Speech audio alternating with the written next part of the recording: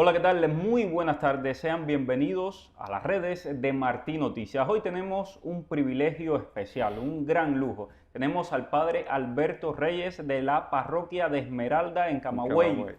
Parroquia de Esmeralda. Esmeralda. San José en Esmeralda. Padre, es un gusto inmenso poder compartir con usted una de las personas más valientes que levanta la voz dentro de la iglesia en Cuba hoy. Una persona muy admirada, muy querida, una voz profética del pueblo cubano. Y lo primero que me gustaría preguntarles es acerca de la situación dentro de Cuba. Usted trabaja en una comunidad pequeña y vive, sufre también lo que viven los cubanos día a día. ¿Cómo está, cómo está viviendo Cuba esta crisis de la que no se ve salida? Yo creo que es uno de los momentos más duros, más difíciles, con diferencia en muchos años. Parecería, y es mi esperanza, parecería que es un momento terminal, porque es muy difícil. Con cosas que ya todos sabemos, pero que, es decir, es bueno recordar, es decir, la comida es un problema, los precios disparados, el transporte es o sea, la vida como es muy difícil. Yo siempre recalco el problema de los medicamentos, que es mm, desastroso. Eh, el otro día recogía yo un señor en un pueblo de campo. Yo iba de regreso a Esmeralda, lo recogí, nos pusimos a conversar y me cuenta que su único hijo de 14 años se hizo un esguince con una herida abierta, la herida se infectó y el muchacho murió Dios. porque no hubo antibióticos. Esa es la situación dramática de nuestro pueblo. A mi parroquia va muchísima gente continuamente a pedir medicamentos, porque es una de las cosas que yo trato de buscar mucho. A veces para un dolor de cabeza, bien, y a veces te llega un padre o una madre diciendo, mi niño pequeño está convulsionando, porque no tiene los medicamentos. Entonces, claro, ver a tu hijo convulsionar y no poder hacer nada, ir al hospital y que te digan no tenemos nada, o sea, ese es el drama que vive el pueblo en el orden material. En el orden espiritual, creo que estamos viendo un momento de mucha desesperanza, de mucho hundimiento, porque la sociedad civil en Cuba se siente muy vulnerable y con mucha indefensión. Es decir, todas las veces que el pueblo cubano ha intentado hacer algo, bueno, ya sabemos que digamos el 11 de julio marca un antes y un después, todas las veces la represión ha sido brutal, los castigos han sido ejemplarizantes, la gente tiene miedo, tiene miedo. Y el gobierno tiene miedo, porque el gobierno sabe que ha perdido el corazón del pueblo. Es decir, este momento es dictadura pura y dura. Es decir, es el momento en el cual evidentemente hay un gobierno que está sometiendo a un pueblo que no lo quiere, está maniatando un pueblo que quiere otra cosa y que espera la oportunidad de quitárselos de encima. Entonces el gobierno sabe que ha perdido el corazón del pueblo y por eso está tan a la defensiva y tan alerta a cualquier manifestación. Y claro, la reacción es siempre muy agresiva, muy drástica. La gente obviamente tiene miedo. ¿Por qué? Porque es una sociedad civil indefensa, no hay leyes que protejan. Cuando hay una acusación del gobierno, no hay nada que se pueda hacer. Y esto es lo que estamos viviendo ahora, además de los efectos de lo que Dagoberto Valdés llama el daño antropológico. Es decir, hay un déficit de valores a nivel social, relacional, empezando por algo tan sencillo como que es muy común el maltrato verbal, es muy común la agresividad por cualquier cosa. Entonces, es una situación muy agotadora. Si ya le sumamos los apagones y todo este entramado que hace tan difícil la vida, es un momento muy, muy duro para el pueblo ahora. Padre, más de 1.1 millones de personas se han ido del país, y esto de acuerdo a cifras del propio régimen cubano en los últimos 3 años. Yo no confío en esas cifras, creo que están maquilladas como todo en ese país, pero sin duda marca digamos, un éxodo tremendo, el mayor en la historia de Cuba, y en un país que no está en guerra, al menos oficialmente. Es un régimen que está en guerra contra su propio pueblo. Esto no parece detenerse. No, no se detiene y no se va a detener. Yo comparo a ver, yo nací en la iglesia y crecí en la iglesia y pasé durante muchas etapas en la iglesia situaciones de compromiso juvenil, de ilusiones de proyecto, pero en aquella época, bueno, sí, la migración era una opción, pero la idea era: vamos a vivir la fe aquí, vamos a comprometernos aquí, vamos a hacer una vida aquí, vamos a estudiar aquí. En este momento es irse, irse. El año pasado, en septiembre, cuando iniciamos la catequesis, bueno, el primer día de catequesis es fiestas, juegos, presentación de las catequistas, bien. Una de las dinámicas que hicimos fue: dividimos a los niños en 2 grupos, les pusimos una cartulina grande y le dimos crayolas y le dijimos esto, sencillamente: cada grupo pinte lo que quiera. Punto. Esa fue la indicación. Cada grupo pinte lo que quiera. Pintaron aviones. Pintaron aviones. O sea, ni Dios, ni la Virgen, ni Cristo, ni la familia, ni una cruz, pintaron aviones. Son niños. Y no hubo nada, digamos, no fue una orden, digamos, manipulada. Fue: pinten lo que ustedes quieran. Así, más neutral no se puede. Pintaron aviones. Entonces, el ambiente es: cómo me voy, cómo me voy, cómo me voy. En todas las edades, porque como ahora está lo del parol, también, digamos, hay toda una generación de personas mayores que han empezado a contemplar la emigración. Por algo tan sencillo como que, igual, si mi mamá tiene 70 años, yo no voy a hacer que venga cruzando frontera, pero si la puedo traer en un avión: mamá, tú te vienes conmigo.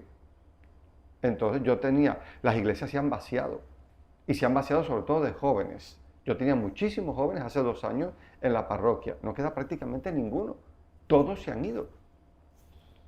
Padre, ¿cómo usted que llega a los campos de Cuba, usted que vive, ¿no?, en el campo en Cuba, cómo se vive esta crisis en el campo? La diferencia, por ejemplo, en La Habana, que hay un poquito, al menos, más de recursos, ¿cómo lo vive la gente? Me imagino que sea tremendamente desesperante. Es muy duro. Es muy duro porque, para empezar, las situaciones de vida son más duras. Es decir, muchos de mis pueblos, las calles son de tierra. Eso significa que vives alternativamente entre el polvo y el fango. Si no llueve, todo está lleno de polvo; si llueve, todo es fango. Eso para empezar. Y son pueblos donde, por ejemplo, en muchísimos de ellos no hay asistencia médica. Yo recuerdo de un pueblecito, Palma City, que es pegado a la costa. Un día me empiezan a pedir antibióticos. Padre, si tiene antibióticos. Y yo digo: ¿qué antibiótico? Y me dicen: no, padre, cualquier antibiótico. A ver, no, ¿por qué? Es decir, no todo antibiótico sirve para todo. Entonces digo: a ver, vayan al médico de la familia. ¿Qué médico? ¿Aquí no hay médico? No, aquí no hay médico. O sea, no tienen una asistencia médica en ese pueblo, que está muy intrincado. Eso quiere decir que si hay una emergencia, en lo que se localiza una ambulancia que llegue, igual la persona se murió. La educación, la educación ha ido decayendo en todo el país. En todo el país. Porque, por ejemplo, en Esmeralda, que no es de los lugares peores, te puedes encontrar como me encontré yo, una niña de buena familia, o sea, familia preocupada, una niña aplicada, estudiosa, que de momento dice, yo no voy a estudiar. ¿Por qué no vas a estudiar? Y dice, ¿para qué? Si a la hora del examen el maestro viene, pone las preguntas, nos dicta las respuestas, ¿para qué yo voy a estudiar? Eso en Esmeralda. Pero te vas a los campos y te encuentras una niña de la catequesis que un día te dice, yo no quiero ir a la escuela. ¿Cómo que no vas a ir a la escuela? Y dice, ¿para qué? Porque entramos, la maestra nos sienta, se pone a jugar con el celular hasta la hora de irse. Digo, pero ustedes no están dando clases. No, nos tienen en el aula y a la hora del examen, eso, estas son las preguntas, estas son las respuestas y ya pasa todo. Entonces, son generaciones sin futuro. Esas personas, ¿qué van a hacer el día de mañana? Yo tengo en mi parroquia jóvenes que leen como niños de primaria y tartamudean y son incapaces de hilvanar frases. Entonces, esto en los campos se ve mucho en este momento. En mis campos, porque estoy hablando de personas que conozco con nombre y apellido, se ve mucho. Y no es tan sencillo el término de la comida. Hay como como una idea que yo me lo he encontrado en mucha gente, de que bueno, como es el campo, el que no tiene una gallinita tiene un puerquito. A ver, no puedes matar una gallina todas las semanas, no puedes matar un puerco todos los meses. Es decir, el campo pasa mucha necesidad, pasa mucha hambre. Padre, el gobierno o el régimen, ¿hay algún intento de cambiar la situación real de lo que está viviendo la gente? Porque converso con diplomáticos y me dicen, mira, estamos en un total inmovilismo, ellos están como estancados. Converso con la gente y me dicen, cada día está la situación peor, los precios están más altos. Y de parte del régimen solo se ven consignas vacías, más promesas, más propaganda. ¿Ustedes ven desde la iglesia que hay algún tipo de movimiento en resolver esta situación? No, absolutamente no. Yo noto como un divorcio entre el gobierno y el pueblo. Es decir, a mí la sensación que me da es que el gobierno, su interés es mantener el control y el poder. El pueblo que se busque la vida, el pueblo que sobreviva como pueda. Y si protesta y se levanta, lo reprimimos, lo controlamos y le damos un regalito, un poquito de comida, qué sé yo, para que se calmen y así vamos apagando los fuegos que van apareciendo. Beatriz Johnson subida en una placa en Santiago de Cuba, mandando leche y chícharo ahí a Santiago. Punto, pero ya. Entonces, no, yo no noto un deseo real. Es más, veo que incluso lo que podría ayudar un poco a la gente, como empodera, estoy pensando en las MIPYMES en este momento. O sea, las MIPYMES es algo que empodera a la gente, porque le da medios, le da posibilidades. Bueno, ahora hay todas unas leyes nuevas que está provocando ya el cierre de muchas MIPYMES. Entonces, no, yo creo que hay una obsesión del gobierno, una centralización. El objetivo es mantener el poder, estar en el poder, que esto no se nos vaya de la mano. Y yo te diría, no solo son consignas vacías, sino que también, y esto me molesta mucho, la mentira institucionalizada. Entonces, te mienten mirándote a los ojos, te mienten por la televisión, el problema energético, no, que ahora el mes que viene va a mejorar. No va a mejorar porque no puede mejorar. Es mentira. Entonces, mira, prefiero que no digas nada, prefiero que digas, bueno, pues estamos trabajando, pero no me digas, no alientes una ilusión que continuamente se va a romper. Entonces, las mentiras son para niños pequeños, pero no parece importar. Y hablemos de eso, las mentiras como parte de todo este daño antropológico, ¿no? Son generaciones que crecen en la mentira, en la doble moral. ¿Cómo se puede lidiar con eso en la Cuba de hoy y en la Cuba del futuro? Es difícil hoy y va a ser muy difícil, porque es una cuestión que se ha hecho mentalidad, modo de vida. A ver, la mentira en Cuba, la doblez, la falsedad, el usar el todo vale, el fin justifica los medios, eso se ha ido metiendo en el alma del cubano por una cuestión de sobrevivencia, entre otras cosas, por una cuestión de sobrevivencia. Entonces, por un lado, la persona se da cuenta, porque a ver, la mentira, la manipulación, la doblez funcionan. Es decir, logras cosas, te destruye por dentro, te convierte en una persona falsa, pero logras cosas.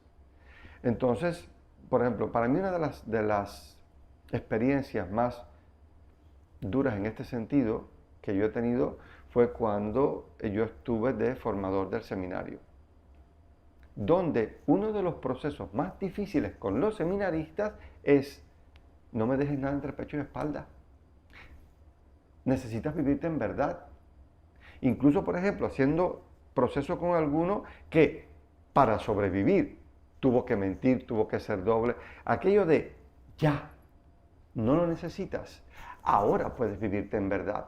No necesitas manipular a la gente. O sea, ahora puedes tener una vida diferente. Cuesta porque claro, porque es invitarlos a vivir una experiencia que ellos dirán: yo no sé si va a funcionar. Yo sé que por este mecanismo funciona. No es evangélico, no es cristiano, no es bueno, hace daño, pero funciona. Entonces, claro, en un ambiente donde hay tanta carencia, tanta dificultad, tanta necesidad, es muy difícil que una persona haga un proceso y elija salir de esa vida. Entonces, esto es muy complicado en este momento. Se trabaja a brazo partido. Es de las cosas que es educar en valores. En valores. Es la prioridad. Es la prioridad. Y en un futuro yo creo que esto, el único modo será un sistema, entre otras cosas, un sistema educativo desde la base. A mí me resultó incluso tierno, ¿no? La hija de un amigo mío, él la puso en una guardería de la iglesia. Por tanto, su primera experiencia de vida fue en un ambiente de iglesia. Bueno, termina ya, pasa a primer grado, va al primer día a clase y regresa y le dice al papá: papá, ¿no rezaron? Sí, ¿no rezaron? No se le ofreció a Dios, no. Si esa niña estaba marcada positivamente por una experiencia que ya se rompió en primer grado. De hecho, el papá suspiró y dijo: bueno, hija, vamos a ver ahora. Entonces, ya es una lucha muy difícil y lo será. Yo creo que el reto de Cuba en este momento, y aparte, bueno, la libertad y todo eso, pero el reto que será permanente durante muchos años será ayudar a la gente a vivir desde el bien. Y desde la verdad. Desde el bien y la verdad. Padre, justamente me pone este ejemplo y va a la siguiente pregunta. La Iglesia ha pedido hasta el cansancio, el Papa ha pedido, que se le permita tener instituciones educativas, que el Estado termine con el monopolio educativo y de los medios de comunicación. Eso no parece que vaya a pasar. Y ahí es una pregunta que es recurrente, ¿no? ¿Cuánto poder de negociación tiene la Iglesia? Vimos al Papa también pidiendo la libertad de los presos políticos, incluso auspiciando negociaciones secretas en el Vaticano entre Cuba y el régimen cubano y Estados Unidos, y nada ha pasado.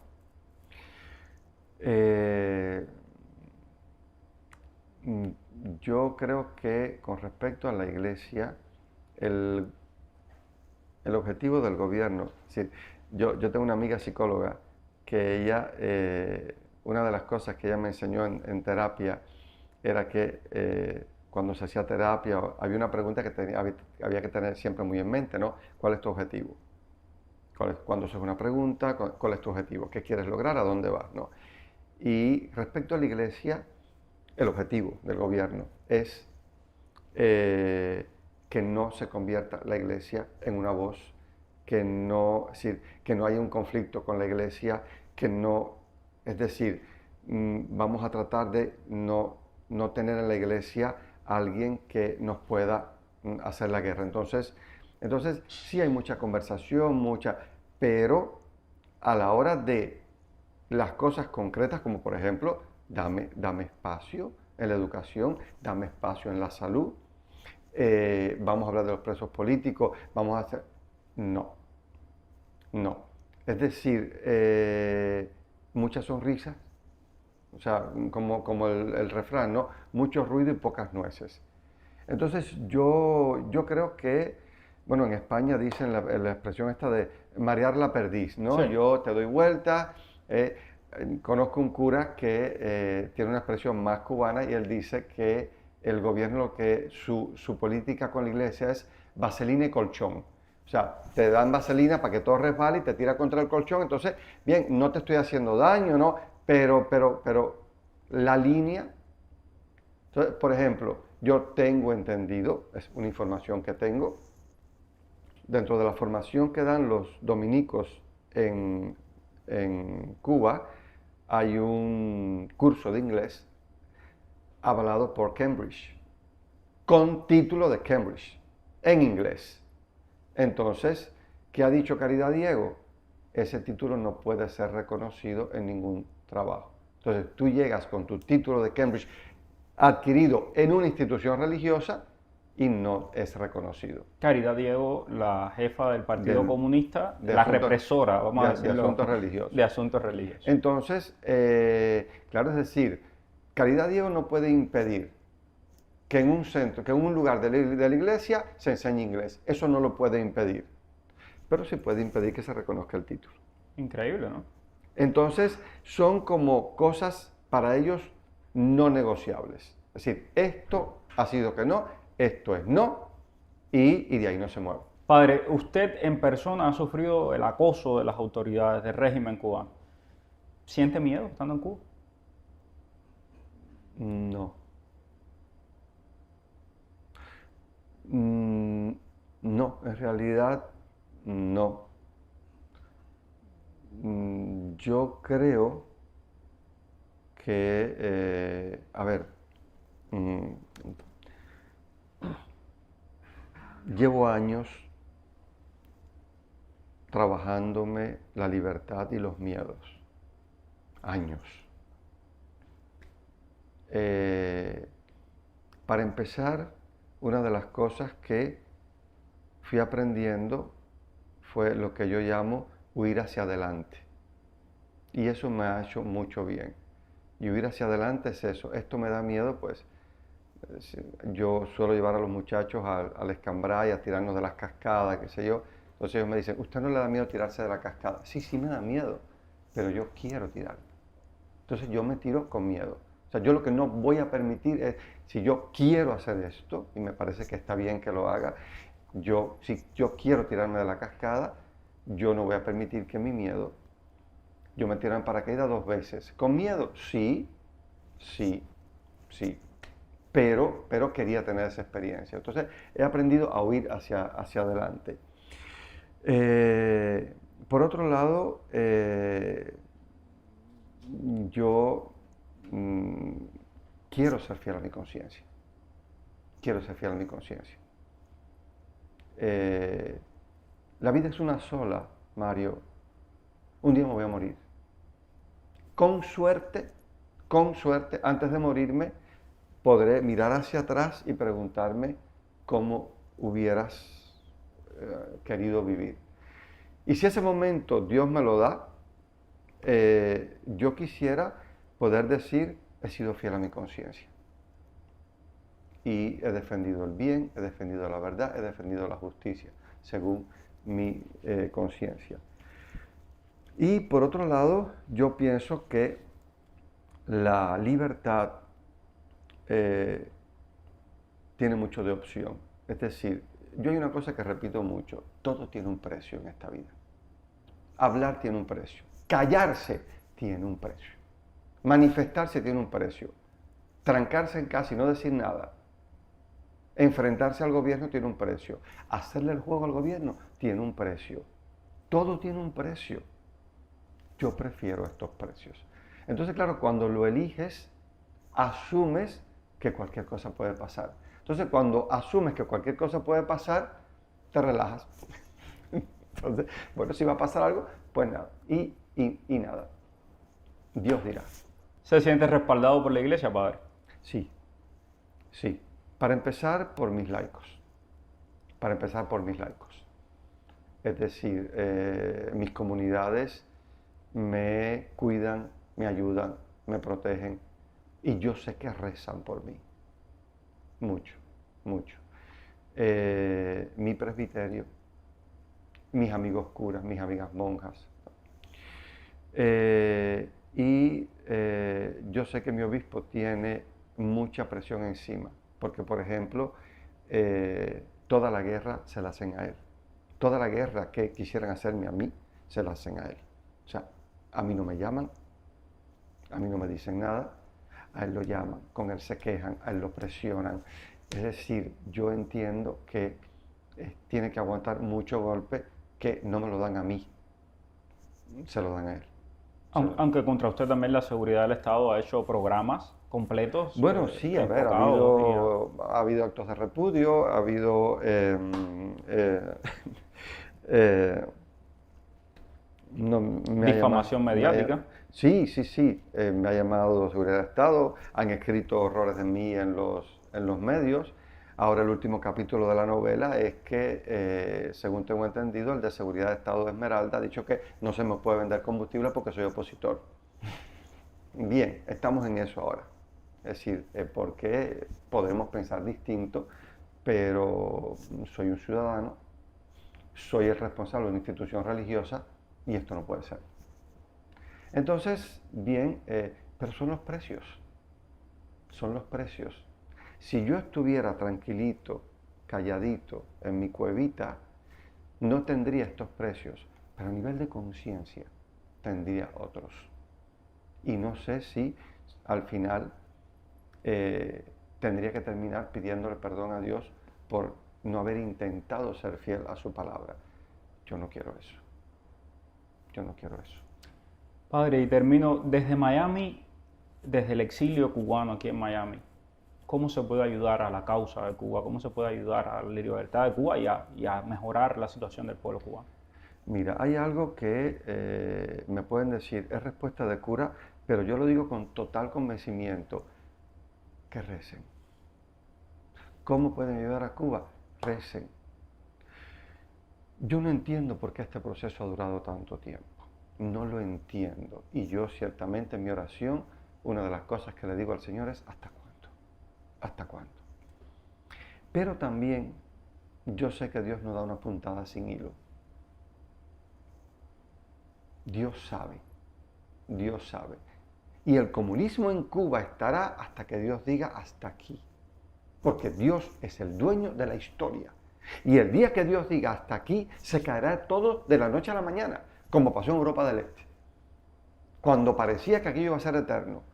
Dios tiene sus caminos y cuando Dios dice hasta aquí, es hasta aquí, porque el dueño de la historia es Él. Y yo eso lo creo. ¿Qué nos queda? Rezar. Y pedírselo. Y decírselo. ¿Qué yo le diría al exilio? Lo primero, que rece. Que rece. 2, que visibilice. Que visibilice. Y que haga conocer todo lo que estamos viviendo. ¿Quién sabe esto que te decía al inicio, que un hombre haya perdido su único hijo de 14 años? Si no se dice, pues porque ese es el drama del pueblo. Este hombre me decía, yo vivo por vivir. Yo vivo porque hay que vivir, pero vivo por vivir. Ese drama, bueno, que se visibilice lo de los presos políticos una y otra vez, porque si nos olvidamos de ellos, la vida sigue y hace falta. Y lo otro es, a ver, yo creo que todo lo que se pueda ayudar al pueblo en medicamentos, en la vida, es que hay que vivir, es que hay que vivir. Entonces, yo sé que el exilio ayuda mucho con la diáspora, no se ha olvidado de Cuba. Yo sueño con el día en que Cuba pueda decir, y eso me ilusiona mucho, yo estoy aquí para ayudar. Yo sueño con ese momento, con una isla que pueda decir, ¿cómo te puedo ayudar? Pero de momento, ahora lo que puedo hacer es recibir porque la situación no da. Y hay personas que viven en lo que yo llamo una miseria insuperable. Como no reciban una ayuda, no pueden salir. Entonces, bien, yo creo que la diáspora puede hacer mucho y sobre todo creo que es importante no perder este criterio de que somos el mismo pueblo.